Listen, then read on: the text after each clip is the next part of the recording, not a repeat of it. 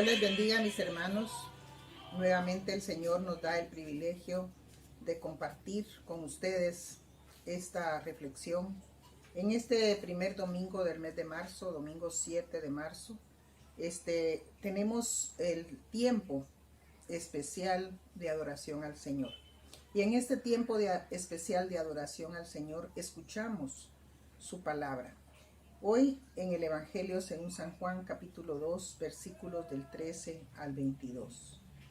El tema, por el título que la Biblia tiene en esta porción, mis hermanos, es la purificación del templo de Jerusalén, o Jesús purifica el templo.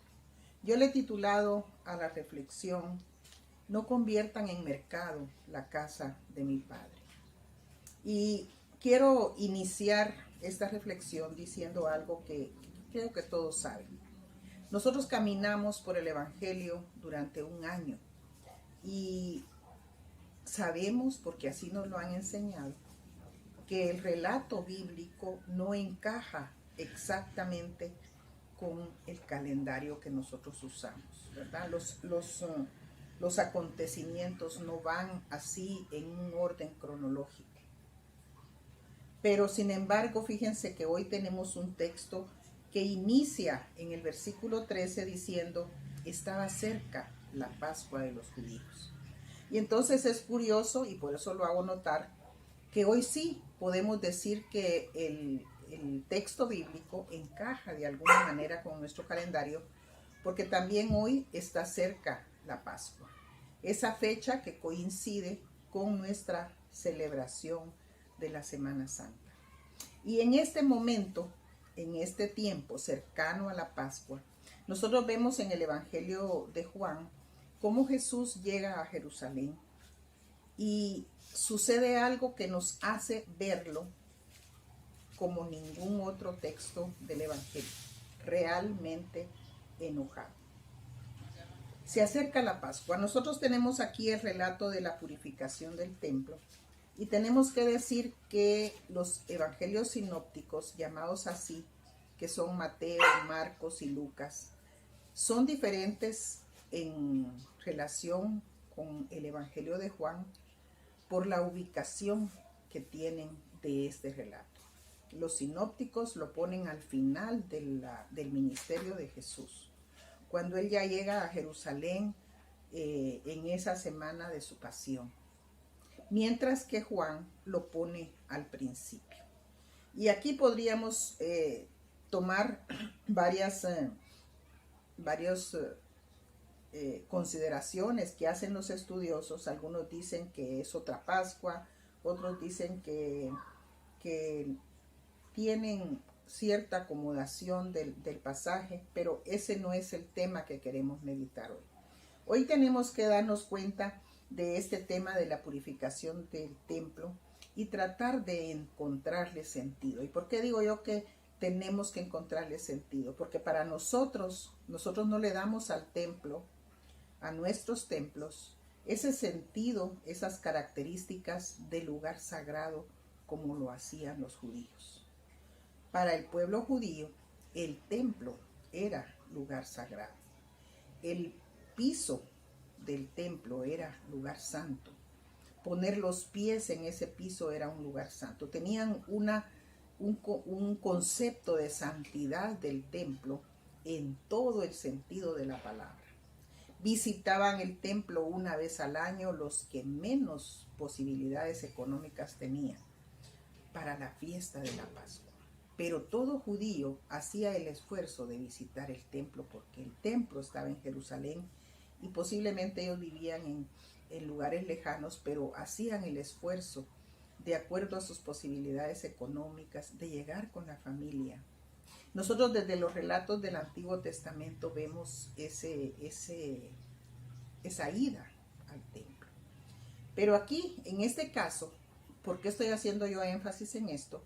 Es precisamente porque ellos, con todo ese sentido de santidad y de sacralidad del templo, habían permitido que realmente se ubicara cercano, tal vez no adentro del templo, pero cercano, muy cercano al templo, en lugares de acceso al templo, un mercado.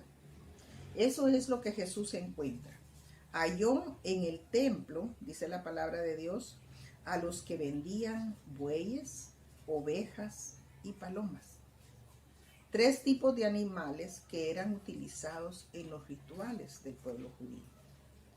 También algunas personas responsables de cambiar monedas. Y esto, miren hermanos, cuando uno se pone a leer los comentarios bíblicos o la información que hay para conocer esto de las monedas, del cambio de monedas, es que ellos tenían ese su sentido de santidad para también las ofrendas, que no permitían cualquier tipo de moneda. Consideraban algunas monedas que no eran apropiadas para con esa moneda dar sus ofrendas, de manera que solamente aceptaban la moneda romana. Y a pesar de que la moneda romana tenía la moneda tenía inscripciones, la imagen de César e inscripciones que hacían alusión a la santidad de César. De tal manera que hay una gran confusión. Y yo he resumido la idea de que al nosotros estar leyendo esta porción del capítulo 2 del Evangelio de San Juan, de los versículos 13 al 22, lo que estamos viendo es prácticamente el choque entre un judaísmo totalmente deteriorado, en decadencia, con la presencia de Jesús. Y la presencia de Jesús es santidad, es autoridad, es divinidad. Decir que no hay posibilidades de que esto conviva. Nosotros sabemos que la palabra de Dios nos enseña que Dios es santo y no convive con las cosas profanas, inmundas, impuras. Cuando nosotros nos ponemos a pensar en un lugar cercano al templo, lleno de bueyes, ovejas, eran muchas, porque la cantidad de personas que llegaban a Jerusalén para esta fiesta de la Pascua eran enormes. Eran cientos de miles de personas. Y cada una de ellas tenía que comprar un animalito y cambiar sus monedas porque venían de diferentes lugares lejanos. Y de manera que para cubrir la necesidad, la demanda, había que tener muchos animales. Y al tener muchos animales, eso implicaba también bulla como de un mercado donde unos venden, otros compran, y también mal olor. Es decir, un ambiente que no tiene nada que ver con lo que nosotros imaginamos al conocer la descripción del templo y las instrucciones que el Señor dejó para llegar delante de la presencia del Señor, desde el tabernáculo hasta el momento en que se construye el templo de Jerusalén. Por eso, mis hermanos, Jesús se enfurece. Jesús se enfurece, como les decía al principio, de una manera que no lo vemos así en todo el Evangelio otra vez. Enojado, realmente enfurecido. Dice la palabra de Dios que hizo un azote de cuerdas. Así dice la versión Reina Valera 60, y en otras versiones habla de un látigo. Entonces, con ese azote de cuerdas, con ese látigo, sacó a los animales. Con ese enojo que tenía, volcó las mesas de los cambistas. Es decir, tuvo un momento de cólera y acciones que reflejan esa cólera. Esa cólera que tiene un sentido. Pero antes de ver el sentido de por qué Jesús está enfurecido, nosotros nos tenemos que poner a pensar, hermanos, cómo afectaba a la gente alrededor del templo esta acción de Jesús. En primer lugar, era una acción sorprendente. Tenía que tomar de sorpresa a todo el mundo. En el relato de los sinópticos antes de llegar al templo, Jesús hizo una entrada triunfal. Sin embargo, aquí en Juan, lo que vemos antes es el milagro de las bodas de Caná. Y ese milagro, que para Juan es una señal, el principio de señales, maravilló a la gente. Aún dice la palabra que sus discípulos creyeron en él. Y esa es una palabra, una frase que hay que comentarla en otro momento. Pero hay que dejarla ahí marcadita. Todos se maravillaron cuando él transformó el agua en vino. Entonces Jesús está llegando y está haciendo notar su presencia en medio de aquel pueblo. Pero ahora lo está haciendo en un lugar santo que la administración del templo, que está a cargo de los sacerdotes, los principales ancianos, los escribas, ha llegado a convertirse en un mercado.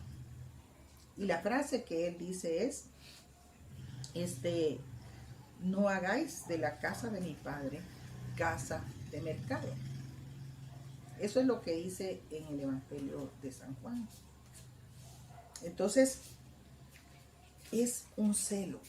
Yo he hablado muchas veces en la iglesia con los hermanos y ellos comentan y platicamos acerca de lo que significa el celo por las cosas de Dios. Y en nuestras iglesias pequeñas, de aldeas, de comunidades pequeñas, nosotros siempre hallamos a varias personas que tienen un cuidadoso celo de las cosas de Dios. No permiten que se toquen los manteles, no permiten que otras manos pongan las flores. Es decir, el celo por tener un cuidado especial de las cosas de Dios. Yo digo que tal vez es un celo que lo podemos ver de manera positiva, ¿verdad? Pero al decirles hace un momento que consideráramos de qué manera sorprendió a todas las gentes alrededor del templo. A los administradores les afectó porque esto era un negocio que les traía a ellos beneficios, no porque ellos vendieran los animales, pero las personas que vendían daban un porcentaje al templo, a la administración del templo. Y ellos utilizaban ese porcentaje para el cuidado del templo, para tener las cosas del templo al día. Y esa era la justificación, como nosotros sabemos que en muchas de nuestras iglesias se colocan ventas y se dice que es para tal cosa. Es que lo hemos dedicado, las ventas las hemos dedicado para comprar equipo de sonido. De alguna manera nosotros justificamos el por qué introducir al templo algo que sea como negocio. Y ese es un tema para hablarlo en la iglesia, para estudiarlo. En este sentido nosotros podemos decir, cuando aquellos judíos, el pueblo judío que tomó como una tragedia la profanación del templo unos siglos atrás, ahora resulta que ellos de alguna manera están dando lugar a que el templo sea profanado. De repente algunos animales que se soltaran y que ingresaran al templo, la suciedad, el mal olor, todo eso no concordaba con ese sentido de santidad dentro del templo. La gente, muchos de los comentaristas que he leído dicen que la gente se alegró, porque a la gente común, los espectadores, no les parecía la situación del templo, pero era un mal necesario. Como ahora en algunos templos, tal vez los mega templos, hay un cajero automático, hay una venta de café, de donas. Es decir, miren cómo las cosas se van poniendo cerca de un lugar que ha sido erigido específicamente para la adoración. Pero se han considerado cosas necesarias, cercanas al templo. Si nosotros tenemos venta de comida, pues en nuestros contextos luego va a haber basura, va a haber desechos que limpiar. Pero una de las cosas que hemos experimentado es que durante el tiempo que está el culto, se dice, bueno, no se va a poder vender ni comprar hasta que termine el culto. Ok. Pero ¿qué pasa? Hay un grupo de personas que se dedican a la preparación de la venta que no están en el culto. Y aún las personas que están sentadas adorando al Señor en el templo están pendientes de salir inmediatamente, porque esa venta, el día que las personas de la venta ponen algo sabroso, se va a terminar rápido. Entonces se pierde la atención. Hermanos, para nosotros el templo no es un lugar sagrado en el mismo tono, en el mismo concepto que los judíos tenían su lugar sagrado. Ahora para nosotros es la casa de Dios. Ha habido un cambio incluso en las palabras que se utilizan para señalar el templo de Jerusalén y nuestro templo. Porque nuestro templo ahora es casa, la casa en la que Dios habita cerca de nosotros. Recordémonos que Emmanuel es Dios con nosotros, el Dios que viene a hacer su habitación en medio de nosotros. Pero sin embargo nosotros, si no estamos tomando la adoración en toda su seriedad, tenemos tiempo para ver el teléfono, para ver los mensajes, para criticar el vestido que trajo una persona, o los zapatos de la otra persona, o el pelo de alguien ahí cercano. Estamos distrayéndonos del propósito para el cual hemos llegado. Es decir, a todo esto, cuando nosotros no llevamos bueyes, ni ovejas, ni palomas para vender al templo, pero nos preocupamos más por el ornato, por los manteles, por el sonido, por las flores. Pero ¿qué es lo importante realmente? ¿Qué es lo importante de nuestro templo? Y eso precisamente es lo que descuidamos. Como les decía hace un momento, el verdadero adorador no tiene tiempo para compras. El verdadero adorador no tiene tiempo para sus teléfonos. El verdadero adorador no se fija en el vestuario que cargan los hermanos cercanos. El verdadero adorador no está para burlarse de una persona por alguna situación que se presentó. Entonces, no traemos animales para vender, pero de igual manera olvidamos a qué venimos. Y el encuentro con el Señor en el culto debe ser un encuentro en el que nosotros no somos santos, pero nos acercamos a la santidad del Señor. Y por lo tanto, nosotros también tenemos que cuidarnos en ese tiempo. Olvidarnos de los distractores, olvidarnos de la tecnología, y las personas encargadas de la administración del templo procurar no tener esos distractores a la mano. Se perdió, mis hermanos, la celebración litúrgica verdadera, porque la celebración litúrgica verdadera no es la que se hace con el equipo de sonido, con la tecnología de alta definición, con la de última, lo último en tecnología, sino que es la que se hace desde el corazón. Nosotros tenemos que ponernos a pensar qué pasaría si a nuestro templo llegara el Señor Jesús. ¿Qué cosas expulsaría? Porque fíjense que la palabra que se utiliza para cuando se dice que Él sacó a las ovejas, a los bueyes, a todos esos animales del templo, los echó fuera, dice la Reina Valera, pero la palabra que se usa es expulsar, y en el original, en el idioma original, es la misma que se usa para cuando Él expulsa a demonios que tienen poseídos a algunas personas. Es decir, está sacando o echando fuera algo que es malo, ¿verdad? Tiene esa connotación. Nosotros tenemos que ver, mis hermanos, que el momento de ir al templo tiene que ser un momento especial para nosotros. Y como líderes, al administrar el templo, tener preparado el culto de manera que puedan las personas que ingresan centrarse en lo principal, como es adorar al Señor.